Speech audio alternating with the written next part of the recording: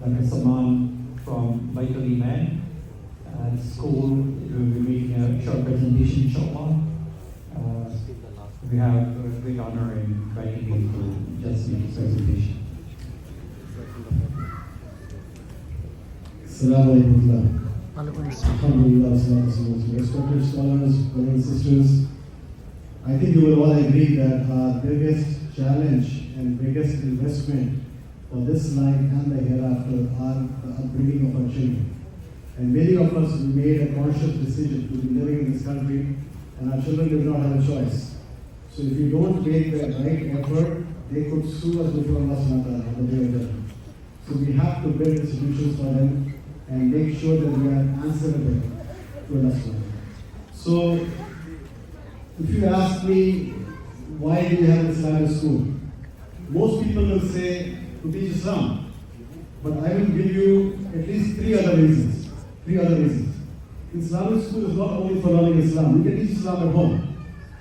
There are three stages, I would say, for a child growing up. First stage, when they are very young. At that stage, they are like a sponge. They absorb from the environment. Even a 2-year-old child has brains to learn the mother tongue. So they will pick up from the environment. This is the stage where we need to protect them from the germs. This is the stage where we need to give them a nice environment. That's one of the reasons for having Islamic school. To give a nice environment and protect them from the germs of shaitan, which are all around here, especially in non-Islamic schools. So that's the first reason. Second reason, when they start developing their intellect, we have to teach Islam in the secular studies. Let me repeat. You have to teach Islam not in the Islamic studies, but in the secular studies. I'll give you an example. In a secular setting, when they teach science, they teach you science does just why things happen, there's no need to believe in God. Be an atheist. So science teaches atheism. But the same science, if you learn it in the Islamic perspective, it makes you a strong believer. Why? Because you have to tell the students that science tells you how things are happening, not why things are happening. It tells you the mechanisms Allah is using, but it doesn't tell you why it's happening. The reason it's happening is Allah subhanahu wa ta'ala. And Allah says in the Quran, إِنَّ فِي خَلْقِ السَّمَاوَاتِ وَالْأَرْضِ وَاخْتِلَافِ اللَّيْلِ وَالنَّهَارِ لَآيَاتٍ لِأُولِي الْأَلْبَابِ. That definitely the creation of the heavens and the earth, in the automation of the night and the day, are signs for those who are wise. You know, it says, سَنُرِيهِمْ آيَاتِنَا فِي الْآفَاقِ وَفِي أَنفُسِهِمْ حَتَّى يَتَبَيَّنَ لَهُمْ أَنَّهُ الْحَقُّ. That will show them our signs in the afaq and inside themselves, and it is clear that this is the haqq from Allah. So the way you teach science can make you a strong believer. You are studying the ayat of Allah subhanahu wa ta'ala in the universe. How Allah has made this grand universe. How can it be self-made? I have very little time. I'll tell you one quick story. Imam Abu Hanifa had a debate with an atheist. So atheists, they set up the place across the river. A lot of people came there. And Imam Abu Hanifa was late. And the atheist said, well, I got to walk over. Your Imam is late. And then the Imam comes hopping and says, well, I'm sorry, I got late because I was on the other side of the river.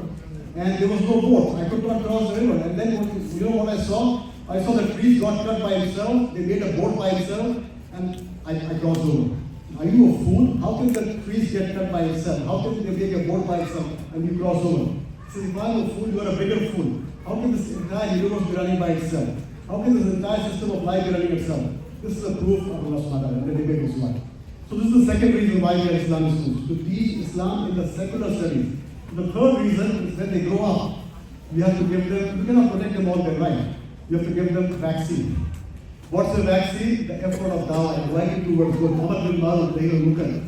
This is the effort which protects them from the dawah of shaitan. Either you are da'i or madhum. And Allah says in the Quran, those who strive for Allah. So we have to teach them to strive for Allah. Those who strive for Allah, Allah will definitely give them hidayah. Now why, so what is the issue? Why do people not put their kids in Islamic school? Because they feel Islamic schools don't have the resources, they don't have the budget of the public school, how will they compete? That's why I had the presentation next time. So if you can see, I just put the awards we have won.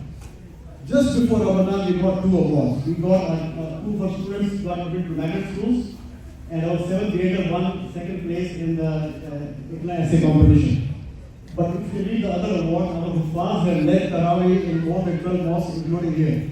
The Imam who led your first prayer is our student. Hafiz Qasim, who's going to lead the Sarabi of our student. They are both out of class. And we have led about 12 cases. Gold Silver Pill Awards in Math and appear every single year since 2011 without missing a year. 2011, 12, this is one of the competitions which continued through COVID. Every single year, including last year. Islamic Days, track and field, Becker Quiz, track and school, Science Olympiad, this is all of New Jersey. 11 years of trophies and 2 times being a state champion, #1 school of New Jersey, 2 times. Islamic Quiz, poetry, Quran competition, spelling bee, so on, geography, next slide.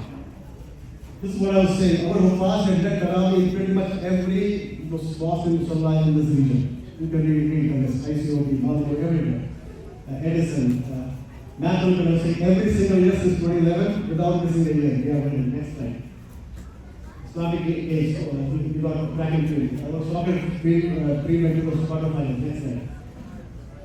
First place in Science Olympiad, state champion, we got it twice. And it stopped in COVID, it's restarting now, so we don't take part. Next slide. So we have many other programs for the community. Next slide. We have events coming up, we have Tarawih like you have, we also have 2 locations. Our own students are meeting with Tarawih. Next slide. Yeah. So this is an upcoming event for all the Muslim children over here. We have spelling for Muslim kids. All of you can come and register whether you are in Islamic school or not. At least come and sense the environment, meet other Muslims. Because the all of this exercise is meeting other Muslims and making good friends. The hadith mentioned al-maru ala dini khalil, the person is on the heel of their friends. Choose good friends and the job is done. And Islamic school is the part of getting good friends. Next slide. We have a nice building, Alhamdulillah, I used to be local community college with a nice gymnasium. It becomes a banquet hall in case you want to have an event.